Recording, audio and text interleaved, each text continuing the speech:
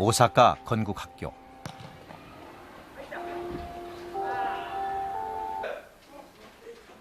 지난 1946년에 개교된 학교로 제1동포 자녀들에게 우리의 말과 글을 가르치는 학교다. 조국을 건설한다는 의미에서 건국이라 이름 붙여진 이 학교에는 세 가지 자랑거리가 있다. 첫 번째, 일본 속의 한국 학교 중 가장 먼저 세워진 학교라는 것. 두 번째, 제1동포들의 손으로 만들어진 학교라는 것. 세 번째, 일본 문부성의 인가를 받은 학교라는 것이다. 남과 북, 어떤 것도 지지하지 않고 중립적이고 자주적인 입장을 고수한다는 것도 건국학교의 특징이라 할 수 있다.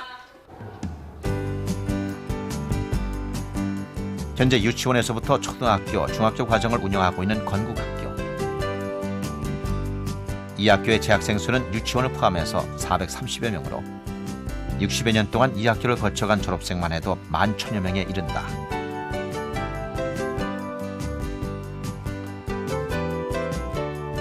건국학교는 요즘 개교 60주년을 맞아 기념사업으로 그 어느 때보다도 바쁘다. 그 중에 하나가 건국의 역사를 다룬 다큐멘터리 제작이다. 건국학교 12회 졸업생이자 프로덕션을 운영하고 있는 고인봉 씨가 제작을 맡았다.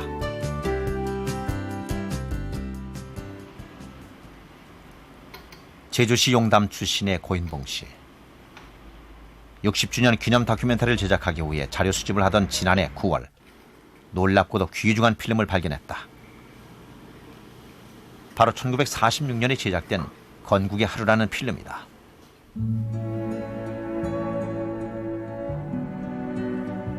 (1946년) 개교 당시 학생들이 돌과 흙을 나르는 모습이며 앙상한 목조 건물의 골격까지 초창기 건국학교의 모습이 필름 속에 생생하게 담겨 있다. 학비를 내지 못할 정도로 힘들었지만 배워야 한다는 제1동포들의 의지만큼은 대단했음을 알 수 있다.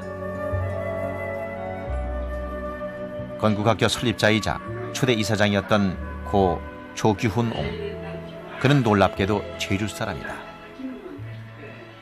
이렇게 이 학교를 만든 이 조규훈 초대 이사장은 아무도 모르고 있어요. 근데 이 초대 이사장이 또 우리 제주 사람이에요. 이런 분이 이렇게 건국을 만들었다는 걸 모든 사람에게 모른다는 건 정말 안타깝다고 생각해요. 이번 이 필름을 발견해서 이게 새삼스럽게 알았거든요. 당시 제1제주인들은 한 끼를 못 먹더라도 자녀들만은 우리의 말과 글을 배워야 한다며 건국학교에 보냈다. 당시 학생 중에 40%가 제주 사람, 초대 교장과 초대 이사장 또한 제주 사람이었다. 교육에 대한 제주 사람들의 열정은 그만큼 뜨거웠다. 그렇다면 고 조규훈 옹은 과연 어떤 분이었을까? 자기가 그저 공부 못했던 걸 자제분들한테는 공부시켜야겠다고 해서 그런 일심으로 사제를 전부 다 희생하면서 학교 두 개를 이렇게 창립했다는 것은 이분밖에 없어요. 자관 일본에서 고생하면서 고향의 제주에다가 학교 지으신 분들은 많지만은 학교 두 개를 창립시켰다는 것은 이 조규훈 선생님밖에 없습니다. 오직 그러니까 이건 우리 제주 사람의 자랑일 뿐만 아니라 같은 동양인 우리 신촌 사람의 자랑이기도 하고. 오사카 이쿠노구에 자리하고 있는 이쿠노 조선 초급학교. 지난 45년 국어 강습소에서 시작된 학교로 민족학교의 일호라 할 수 있다. 해방 직후 자녀들에게 우리의 말과 글을 가르치기 위해 제1동포들이 설립한 학교로 우리의 말과 글은 물론 민족 예술과 역사를 통해 민족의 정체성을 심어주고 있다. 현재 가장 많은 제1제주인이 거주하고 있는 이쿠노구의 이쿠노 조선 초급학교. 과연 제주 출신이 몇 명이나 될까? 고향이 제주도인 사람 한번 손 들어보세요. 제주도. 얼핏 봐도 60% 이상이 제주가 고향이었다. 제주도 속이버. 정확한 지명은 모르고 있지만 제주가 고향이라는 것만은 확실하게 인식하고 있었다. 비록 일본에서 태어났지만 우리말 교육과 역사를 배운 까닭에 민족적 긍지와 정체성을 갖고 있는 것이다. 물고기 한 마리를 잡았습니다. 아버지는 나를 대바다에 낚시를 던졌습니다. 우리와 함께 낚시기를 하러 강으로 갔습니다. 그 유치반에서도 기본적인 쉬운 말은 쓸 줄 압니다. 그리고 중국 1학년부터 일본 타가서에서 온 학생들도 있고, 그리고 우리 유치반에서 올라온 학생들도 있고, 그에 따라서 좀 차는 있지만 1년 지나면 자모 다 배우고 2학년 올라와서 첫 시기에 둘받침 배우고 해서 2학년에 이 시기쯤 되면 기본적인 생활 용어는 다 쓸 줄 압니다. 방황용이 바다처럼 조용히네 조용히네. 요즘 이쿠노 조선 초급학교는 학예회 준비로 바쁘다. 오늘은 중간 점검이 있는 날. 학생들과 교사는 물론 학부모들도 참여했다. 서툴기는 하지만 그동안 갈고 닦은 솜씨를 선보이는 아이들. 매번 공연이 이어질 때마다 부모들은 우렁찬 박수로 격려를 보낸다. 비록 일본 속에 살고 있지만 우리의 말과 글, 민족 예술과 역사를 배울 수 있고 민족적 긍지를 심어줄 수 있는 민족학교의 교육 내용에 학생들이나 부모들은 대단히 만족하고 있다. 처음으로 애들이 연습하는 풍경을 보았는데 아주 애들이 똑똑하게 악기도 다루고 또 춤도 잘 추고 정말 아주 믿음직하게 느껴졌습니다. 민족성을 가지고 자기 말 배우고 또 노래 배우고 그런 하는 모습을 보면서 그래서 일본에 살면서도 우리 민족으로서의 자부심 가지고 살아가는 그런 긍지를 이 학교에서 가르쳐 준다는 걸 알고 보내고 있는 겁니다. 중간 점검이 끝나자 학부모와 교사, 학생들이 모두 모여 만남의 자리를 가졌다. 사실 민족학교는 일본 문부성으로부터 정식 인가를 받은 학교가 아니다. 졸업을 해도 공식적으로 학력 인정이 안 되고 의무 교육기관인 초중등 과정은 따로 학비를 내야 한다. 그런데도 왜 제1동포 전체 취약인구 중 10%가 민족학교를 선택하고 있는 것일까? 동포들의 힘을 불러일으키는 것도 민족교육이고, 그리고 단결하고 나가는 것도 민족교육이고, 이 일본 사람하고 일본 정부한테 한이 투쟁하는 것도 이 민족교육을 중심에 놓고 모두 투쟁 권리를 획득해 왔다는 겁니다. 네, 그러니까 말하자면 우리 조선인운동이라는 것은 제1조선인운동이라는 것은 교육을 떠나서 생각도 할 수 없습니다. 아라카와구의 동경조선 제1초중급학교. 제1제주인들이 주축이 되어 지난 46년 설립된 학교다. 학교 설립 당시 주축이 되어 활동했던 올해 80세의 김두인 씨가 오랜만에 학교를 찾았다.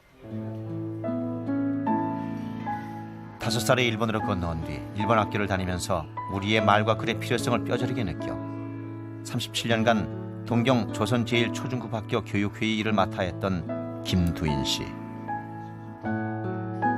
민족학교의 산증인으로 초창기 국어 강습소에서 시작된 동경조선 제1초중급학교에 대해 귀중한 증언을 해주었다.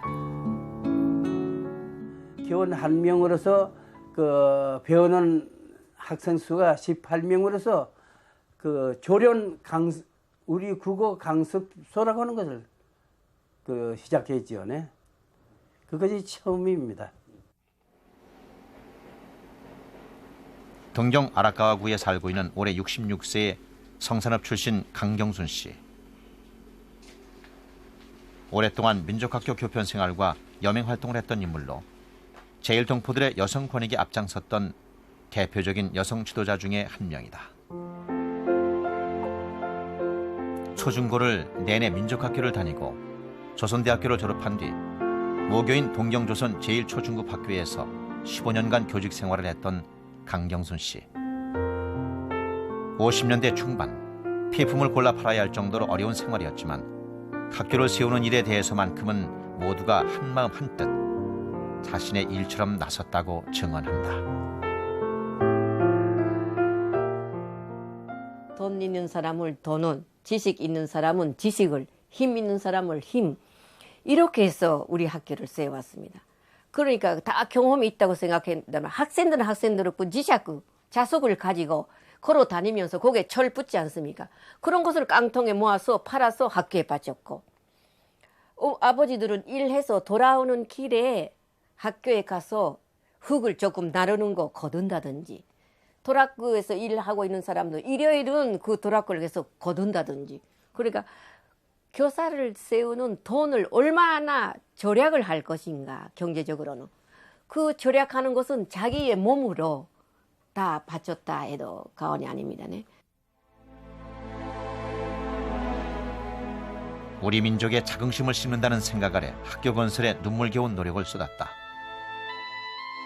남자들은 나무나 흙을 등에 지고 나르고 여자들 또한 주먹밥을 만들어 제공하는 등 힘을 보탰다. 막대한 자금에 소요되는 일이기에 밤에는 동포들의 집을 일일이 방문해 기부금을 희사받았다. 제1제주인의 적극적인 도움과 기부가 없었다면 지금의 민족학교는 존재할 수 없었을 것이다. 당시 1천만인을 기부했던 애월읍 출신의 고 진귀남 씨. 민족학교가 없어지면 민족도 없다는 생각 아래 어렵게 번 돈을 기부했다고 따님인 진영애 씨는 말한다. 그래서 언젠가는 고향에 간다 하는 생각이 있어가지고 우리 동생 집도 그 묘가 없습니다, 일본에. 묘가 없는, 그때 아버지 이야기를 했으면 죽어도 일본 귀신이 안 된다 해가지고 묘를 안 가졌습니다. 그런데 최근에는 일본에 산다 하는 그런 게 돼가지고 묘를 가진 젊은들이 많습니다만은 우리 아버지 시대는 묘를 가진 사람 드물었죠. 죽어도 일본 귀신 안 된다 해가지고. 그래서 이렇게 오래 일본에 산다고는 뭐 생각 못했죠. 그러니까 글을, 조선 말을 가르쳐야 된다, 조선 글을 가르쳐야 된다 하는 열성이 그 시대 분들이 손잡게 되고 그런 학교를 만들었죠.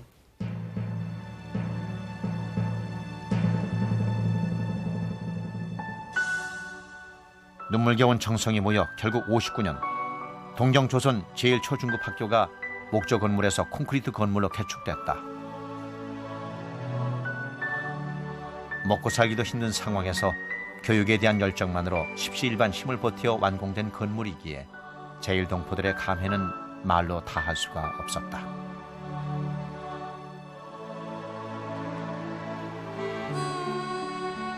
당시 완성된 건물은 지금도 여전히 그 자리에 존재한다.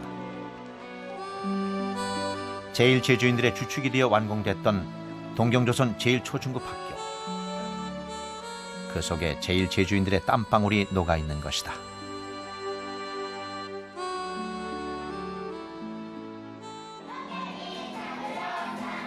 동경 아라카와구에 있는 생애학습센터. 이것은 매주 토요일이면 우리말 교실로 변한다. 아라카와구 민단에서 우리의 말과 글을 모르는 3세세들에게 숨은 그림 찾기와 율동 등을 통해 우리의 말을 가르치고 있는 강좌다. 한국교육인적자원부에서 2명의 교사가 파견돼 운영되는 학교로 수업은 매주 토요일 10시부터 12시까지 2시간 동안 이루어진다. 우리말을 배우기에는 턱없이 부족한 시간이다. 일주일에 한 번 정도, 그것도 한국말은 역시 1시간 20분 정도밖에 배우는 시간이 안 되거든요. 거기서도 간식 시간을 빼고 하면은 1시간 정도, 60분 정도 될까 하니까 역시 여기 와서 배우는 것만으로는 무리라고 생각합니다. 가정에서 얼마만큼 쓰느냐가 중요하죠. 일단은 우리말을 터득한다는 것보다도 일단은 맛보기식으로 우리말, 그다음에 여기 오므로서 동료의식을 느낄 것 같아요. 역시 같은 한국인이다 하는 거. 그런 것이 가장 중요하다고 생각합니다. 한류 붐과 더불어 우리의 말과 글을 배우고 싶어하는 제1동포 3, 4세와 일본인의 참여는 갈수록 높아가고 있다. 한국에서 파견된 2명의 교사로는 부족해 강사 2명이 더 고용된 상황이다. 수업을 참관했던 민단 관계자는 앞으로 이 강좌를 확대해 나갈 방침이라 말한다. 지금 도교에는 21지부 우리 지부가 있습니다만은 그 중에 대부분의 지부에서 우리말 강좌를 실시하고 있습니다. 거기에는 주로 제1동포가 반이고 반은 한류 붐에 의해서 일본 사람들이 많이 공부를 하러 오고 있습니다. 그래서 앞으로는 이러한 우리말 강좌를 더 늘려가지고 제1동포가 우리 우리 말을 공부함으로써 민족 의식을 높이는 데 전력을 해 나갈 것입니다. 오사카 서쪽에 위치해 있는 고베시. 늦은 저녁, 4.24 한신교육투쟁 기념비 건립위원회 모임이 열리고 있다. 제1동포뿐만 아니라 일본인도 참여하는 모임으로 현재 대표는 일본인이다.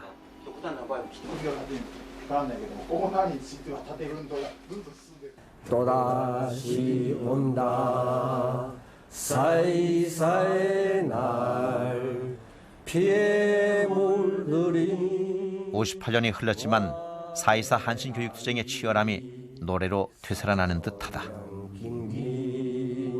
민족의 말을 배우는 자유 빼앗던 날이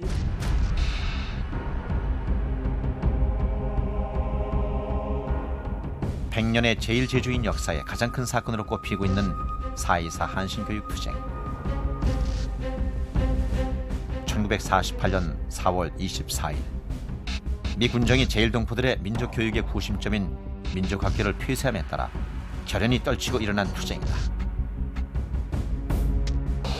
조련의 기반을 약화시키기 위해 미 군정이 내린 조치로 차별과 억압에 시달렸던 제1동포들의 힘을 한데 모으는 계기가 됐다.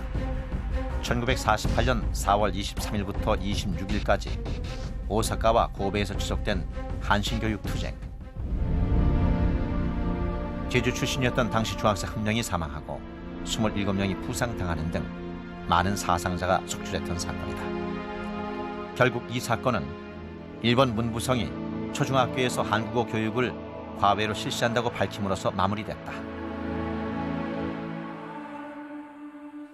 조련은 통일을 주장하고 있었습니다. 그러니까 통일이냐 분열이냐 이 갈림길이 있었던 게 48년 아닙니까? 그런 의미에서 조련이 이대로 있었다가는 조선반도에 분열을 하지 않은 걸 방해하는 셈이 됩니다. 그러니까 통일 세력을 부숴버릴 필요가 있었습니다. 그래서 조련에 대한 탄압을 생각하게 되었죠.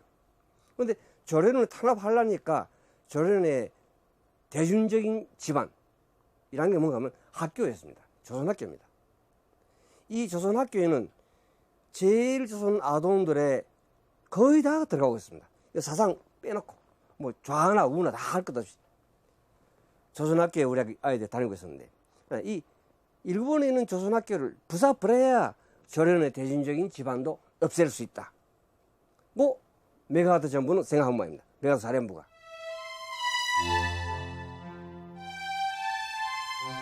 민족의 넋을 지키는 4.24 한신교육투쟁을 기점으로 민족학교는 우리말은 물론 조국의 역사, 민족예술을 가르치며 제1동포들의 정신적 후심체로 성장했다.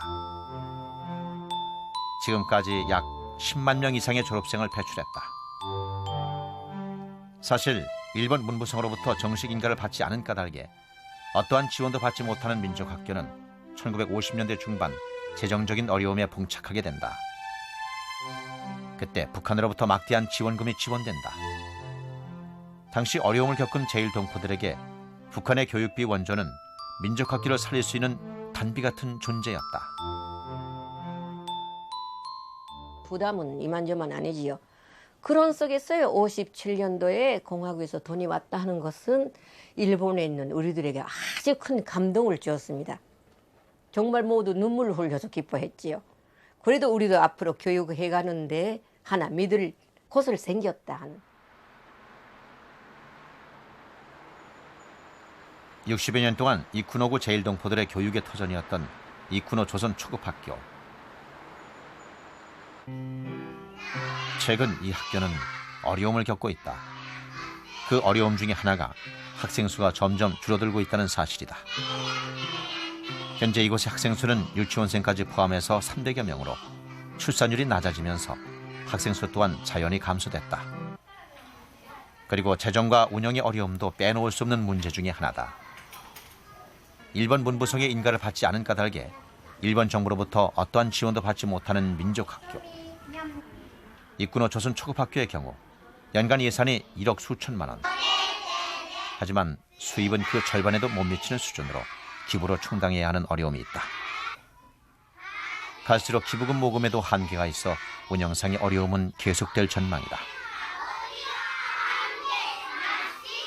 우리는 나라의 지원도 못 받고 또 일본 사람 많은 우리 이 지지도 못 받고 이렇게 하는 속에서 학교를 완전히 자기 힘으로 운영을 해야 되겠다.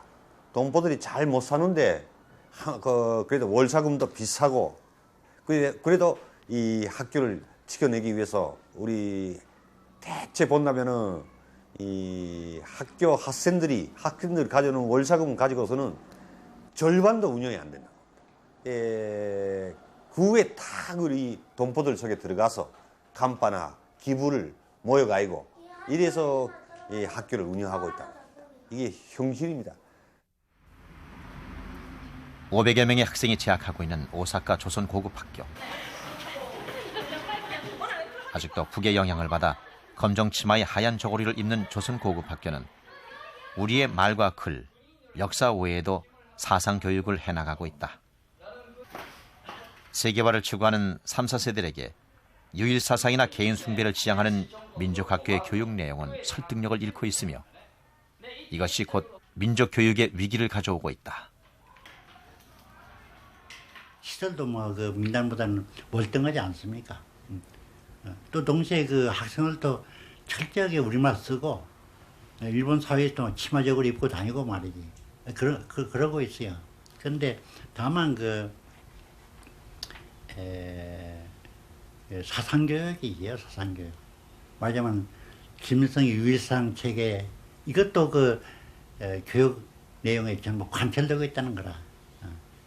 이것을 시정해서 정말 민족교육, 진짜 민족교육다운, 즉 우리 말과 글, 역사 그런 걸 중심으로 한 민족교육을 한다는 것이 바람직하지 않느냐.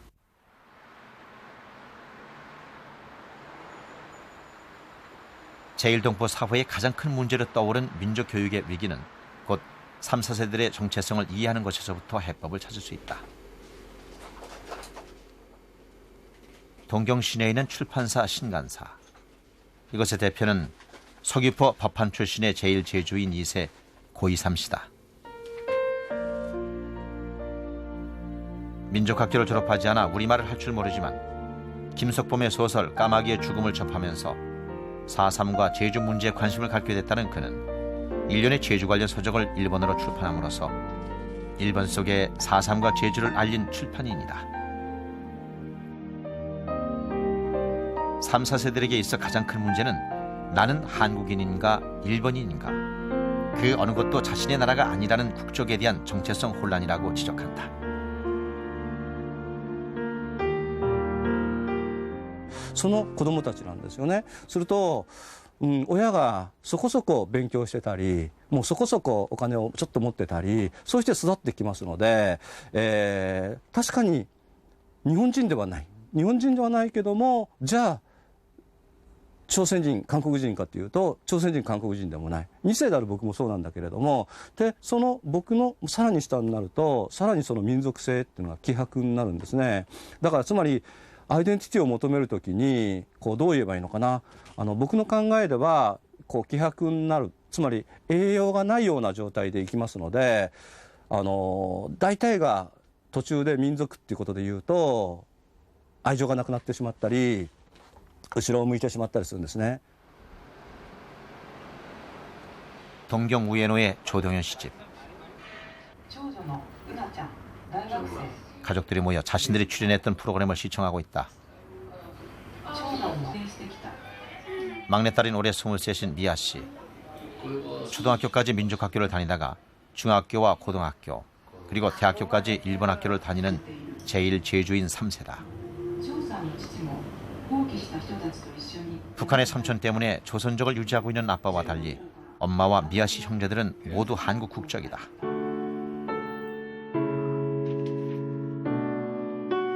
지난 1년간 교환학생 프로그램에 따라 서울에서 연수를 했다는 미아 씨는 2년 전에는 아버지를 따라 북한을 다녀오기도 했다. 1년간의 한국 생활과 북한 방문은 조국과 민족에 대해 다시 한번 생각하게 하는 계기가 되었다. 초등학교 때 저한테는 북한이 우리나라인 줄 알았었거든요. 그렇게 배워왔고 그런 교육을 받아왔고 저는 북조선 사람이라서 북조선 사람으로 일본 사회에서 어떻게 살아나가느냐 그렇게 교육을 받아왔거든요. 뭐 그것은 뭐 한국도 아니고 북한도 아니고 뭐 북조선이에요. 북조선의 교육을 받아왔고 그런 거 있었는데 가보니까 당연히 거기는 우리나라가 아니잖아요. 거기 처음 간 거고 저한테 우리나라는 없는 것 같아요. 우리나라라는 그런 표현에 알맞는 나라는 국가는 별로 없고요.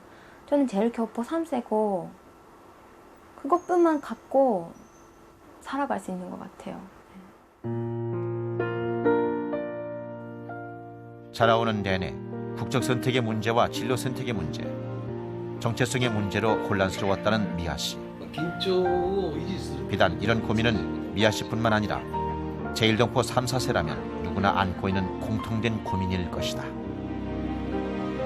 일본 속에서 일본 교육을 받고 자란 3, 4세들에게 조국과 고향은 그저 관념적인 것에 불과할 뿐이다. 결국 우리 애들 또 한국에 보내놓으니까 1년 있어서 돌아와서 하는 말이 역시 자기는 이북 사람도 아니고 대한민국 사람도 아니고 일본 사람도 아니라는 그런 좀 절망적인 느낌. 그러면 나는 어떤 사람인가? 왠가 하면 한국 사람들이 제일 교포를 진짜 자기 국민으로 보고 있는가 어떤가 하는 걸 많이 의문을 가지고 돌아오는 것 같아요.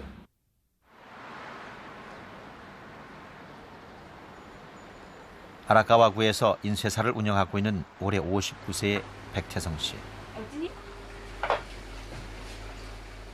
애월업 신업리 출신으로 20여 년째 마치아 분회장을 맡고 있는 그는 슬하에 일남일녀의 자녀를 두고 있다.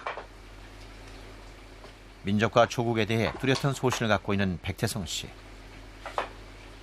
평소 자녀들에게 이것만은 꼭 지켜달라고 당부하는 3가지가 있다. 하나는 우리 민족의 정신을 똑똑히 가지고 살아달라. 그렇기 때문에 아버지 어머니는 여러 가지 어려운 속에서도 너희들에게 민족 교육을 체계적으로 시켰기 때문에 조선민족으로서 똑똑히 살아달라 하는 것이 첫째고, 둘째는 너희들이 있는 것은 조상들이 계시기 때문에 너희들이 있는 것이기 때문에 조상을 잘 모시기 위한 제사라든가 그런 데는 시간이 있는 한 되도록 참가를 하도록 하라. 세 번째는 일본 사회에 매몰되어서 사는 것이 아니라 학창 시기에 자기가 지낸 친구들 졸업한 후에도 잘 유좋게 지내라 하는 말들을 지금 아이들에게 하고 있습니다. 현재 의료전문학교를 다니고 있는 백태성 씨 아들인 백재숙은 평소 민족 정신을 지키라는 아버지의 당부를 가슴 깊이 새기고 있는 제1제주인 3세다. 고등학교 재학 시 수학여행으로 북한을 다녀오기도 했던 백재수군의 국적은 한국. 그렇다면 그는 자신의 나라를 어디라고 생각할까? 한국도 자기 나라가 아닌가고 그렇게 생각하고 있습니다. 예.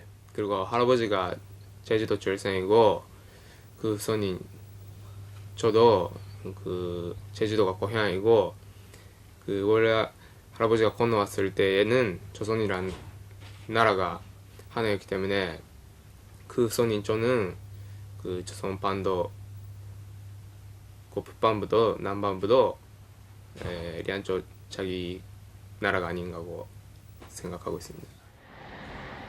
동경 가미아리 병원. 백태성 씨의 딸인 백주영 양이 이곳에서 간호사로 일하고 있다. 제1동포 3, 4세들의 고민 중에 당면한 문제가 결혼 문제다. 20대로 결혼 적령기인 백주영 양. 대다수 부모님들은 제1동포와의 결혼을 희망하지만 사실상 어려운 것이 현실이라고 말한다. 같은 한국 사람, 조선 사람하고 결혼하고 싶습니다. 그런데 일본 사회에서 일하기 때문에 한국 사람, 조선 사람하고 만날 기회도 없고 일본 사람하고 결혼할 가능성도 있다는 것입니다. 그렇다면 대학 진학을 앞둔 제1동포 3, 4세들은 진로에 대해 어떤 생각을 갖고 있을까? 현재 오사카 조선고급학교의 진학률은 60%. 그중 조선대학교 진학률은 20%에 그친다. 예전보다 줄어들고 있는 현실이다. 오사카 조선고급학교 학생들의 허심탄회한 이야기를 들어봤다. 초등학교에서 고등학교까지 다 조선학교 다녔고 그 후에는 또 일본에서 태어났으니까 일본이 학교 어떤 곳인가 보고 싶고 그 사회가 어떻게 되고 있는지도 공부하고 싶기 때문에 역시 조선대학교 나가는 것보다 일본 대학교 나가는 것이 일자리가 많이 있잖아요. 제주시 노형동 출신으로 오사카 조선고급학교에서 3, 4세들의 진학 지도를 하고 있는 교무부장 현완식 씨. 조국과 국적에 대한 학생들의 가치관은 어떤지 그에게 물어봤다. 최근의 학생은 국적이라는 데 대해서 그 정치적인 의미를 그렇게 추구 안 하는 경향이 있습니다. 그저 부모님이 조선 국적이었으니까 자기도 조선 국적이다. 부모님이 한국 국적이었으니까 자기도 한국 국적이다. 그런데 이 조선 국적이다, 한국 국적이다는 것은 지금 어디까지나 인지적인 걸로 앞으로 통일된 조국이 나의 국적으로 된다. 이 주장을 하는 학생이 제일 많습니다. 오사카 중심의 주택가. 이곳에 제일 제주인 2세인 문경임 씨 부부가 살고 있다. 만 18세 이후면 국적을 선택할 수 있음에 따라 제1동포 2, 3세들을 중심으로 귀화하는 사례가 늘고 있다. 일본 사회에서 살기 위해서는 귀화는 당연한 것으로 받아들이고 있는 추세다. 지난 1967년에 결혼한 문경임 씨 부부 또한 지난 80년 귀화했다. 오사카에서 가장 오래된 종합 이벤트 회사를 운영하고 있는 문경임 씨 부부. 그들은 왜 귀화했을까? その当時は結構悩みましたけど、とりあえず仕事がとりあえず肝心だということで、今言うたようにね、相手が放送局とかデパートとか、そういうこの日本の大手の会社の税理でしょ。でやっぱり旅行する時とか、パスポートの色が違いますわな、そういうなんで不都合を感じるんですわ。でもう隠れていかなあかんような形になるし、どうしても隠さなあかんような状態になるんですわ。でそういう意味で帰化はしたんですけど、だけど祖国は全く忘れてはいませんし、韓国の皆さんと通常通り付き合ってますし、何ら後ろめたいことはなく今、生きているなと思います。私たちもね、日本で生活するのに差別されて、仕事も、言うたら韓国人っていう差別があったでしょ。で日本でおって生きていくために、それと子供の将来も学校とかいろんなこと考えて、日本で生活するのにはやっぱり日本の、戸籍取って、帰化した方がいいなっていうのが意見が主人と一緒で、帰化いう形にしました。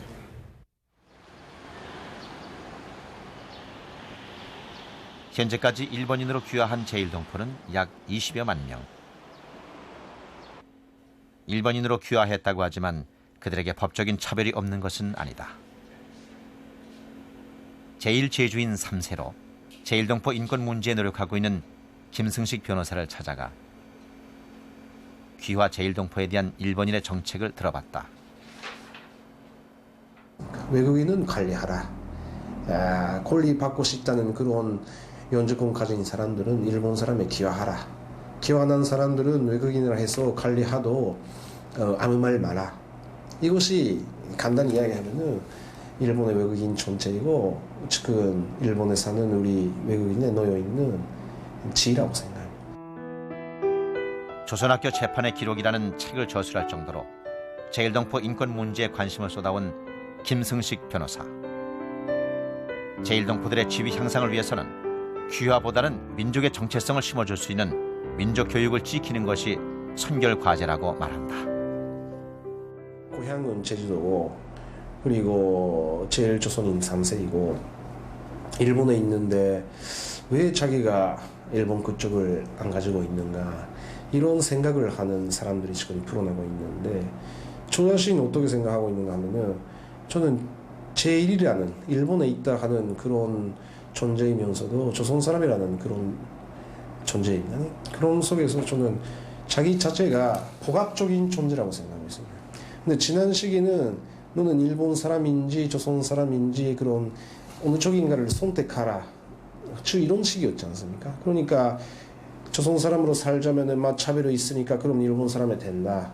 아니면은 조선 사람으로 살자면은 봉구하고 똑같이 해야 한다. 그런데 봉구 사람하고 조금 다르다 해서 일본 사람이 되자는 것도 이것은 생각이 좀 약간 생각이고 저 생각으로서는 자기 자체를 자기 위 그 역사적인 존재라 할까 복합적인 존재라 할까 그것을 긍정적으로 인정할 수 있는 그런 사회에 돼야 한다고 생각합니다.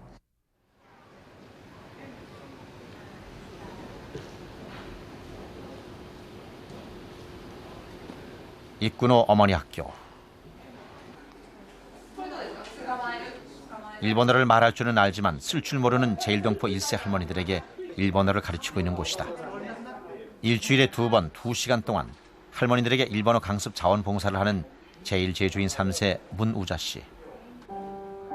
몸이 편치 않아 이 일을 그만두신 부모님의 뜻에 따라 5년째 자원봉사를 하고 있다. 일본 학교를 나온 그녀는 여느 3, 4세와 마찬가지로 일본식 이름인 통명을 사용하고 있다. 현재 제1동포의 91%가 통명을 가지고 있으며 3, 4세의 경우 3분의 1 이상이 일상적으로 통명을 사용하고 있는 실정이다. 今親しくしている友達は知ってますし言うようにしてるんですけど、社会的には私通名不眠はできてますし、あと高校時代とかやっぱり心が打ち解けられるなとか、この人はそういう偏見とかなく生きている人だなと思った時には言うようにしてます。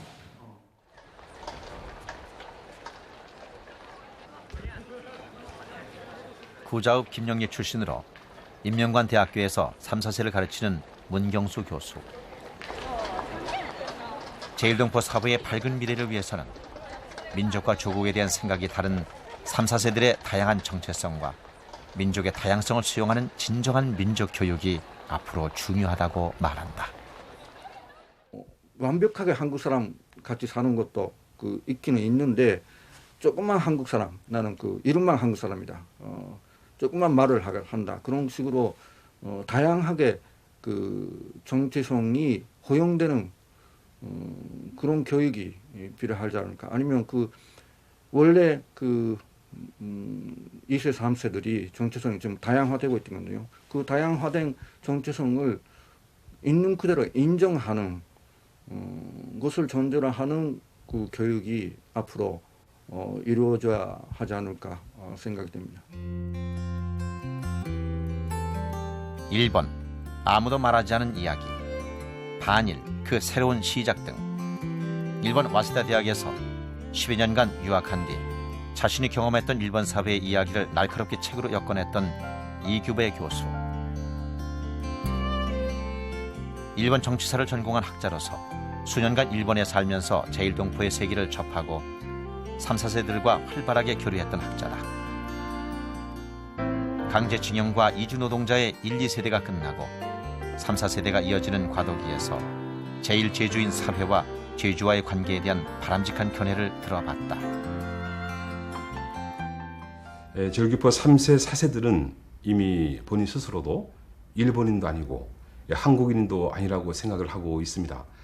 지금 보편적으로 외국에 가서 3세가 되면은 현재 국적을 취득하는 것이 일반적으로 되어 있는데 아마 우리들로서도 그들 제일교포 3세, 4세들에게 한국의 국적을 강요할 것이 아니고 그 다양하게 분포되어 있는 제일교포 3세들을 어떻게 한민족 네트워크로 만들어낼 것이냐 이런 쪽에 많은 고민을 하는 것이 앞으로 우리들이 해야 될 일이 아닐까 그렇게 생각을 합니다.